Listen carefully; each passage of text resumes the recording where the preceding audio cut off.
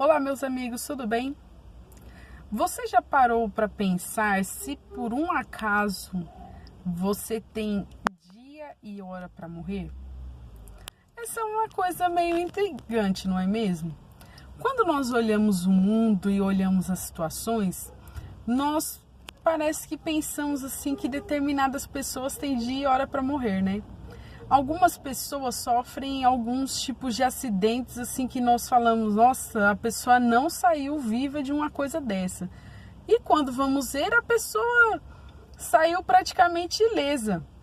Há algumas outras situações em que as pessoas sofrem coisas banais e bestas e acabam falecendo. E aí então nos perguntamos, era chegada a hora dessa pessoa?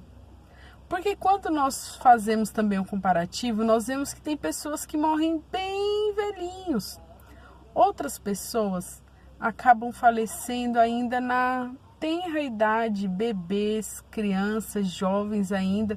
E nós falamos, nossa, essa pessoa tinha uma vida inteira pela frente.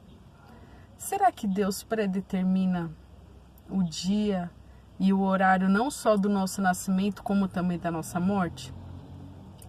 Quando nós olhamos em Eclesiastes, no capítulo 3, o sábio Salomão faz algumas análises sobre o tempo. Entre a sua análise sobre o tempo, ele diz que nós temos tempo de nascer e tempo de morrer. Então, nós poderíamos pensar que todos nós temos sim o nosso tempo de vida aqui nessa terra. Mas eu não gostaria de me focar tanto nessa questão de morte.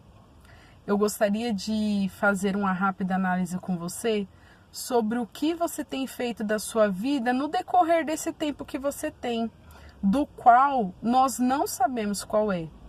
Eu não sei que dia que eu vou morrer e você também não sabe o dia e o horário da sua morte. Algumas pessoas, quando bem doentes, elas têm uma determinação médica sobre um tempo estimado de vida. E em boa parte das vezes, isso de fato acontece.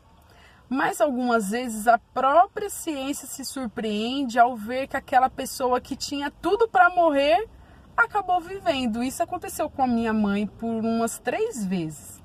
E quando chegou um determinado momento, minha mãe acabou falecendo de algo que os médicos, de uma doença que ela nem tinha, não era a causa principal de doença dela.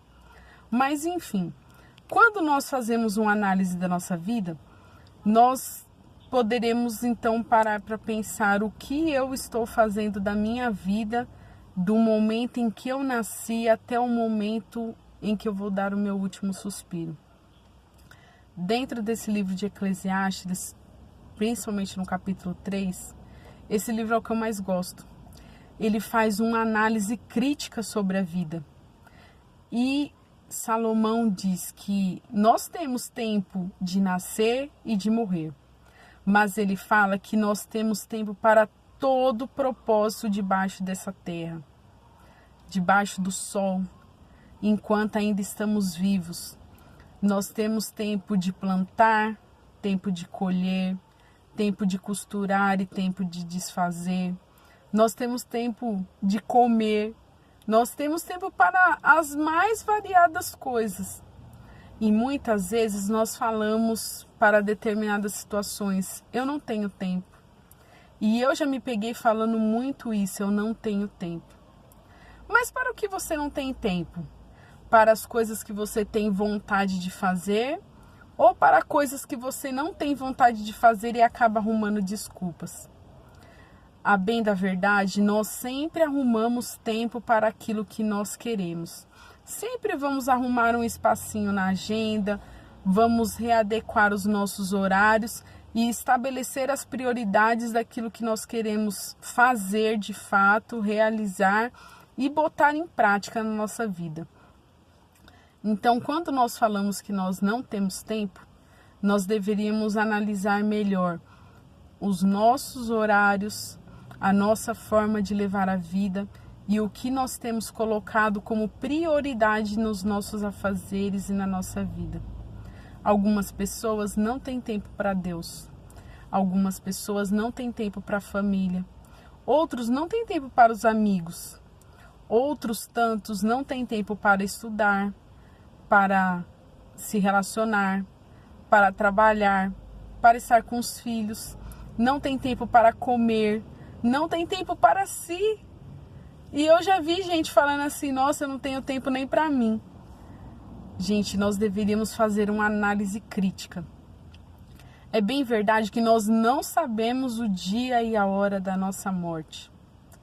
Mas lá nesse livro de Eclesiastes, no finalzinho do capítulo 3, o sábio Salomão diz que todos nós temos tempo para as boas obras.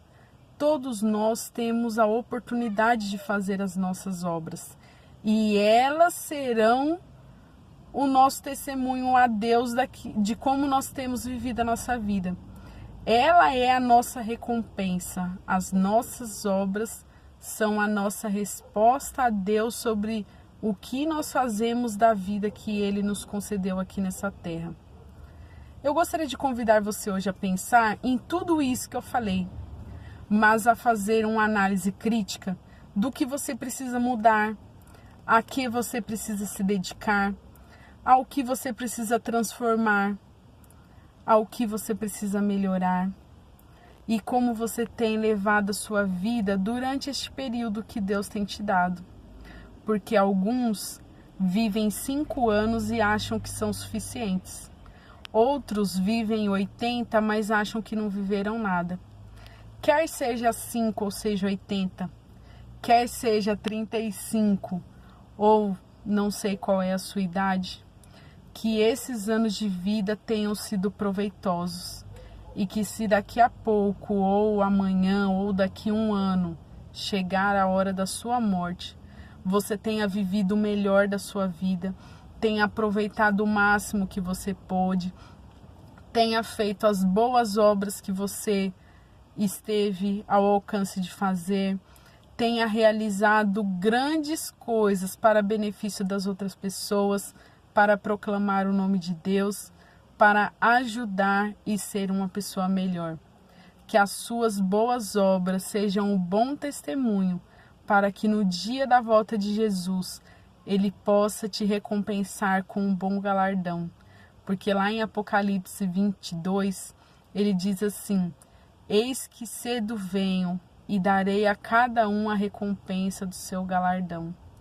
Que você saiba aproveitar as oportunidades, medir os tempos da sua vida, para que quando chegar ao final da sua vida, você não diga que não tenha tido prazer na sua vida, assim como está lá em Eclesiastes no capítulo 12, mas que você tenha aproveitado cada segundo da sua vida. Que Deus te abençoe, Espírito Santo te ilumine, para que você saiba aproveitar da melhor forma a sua vida. Deus te abençoe.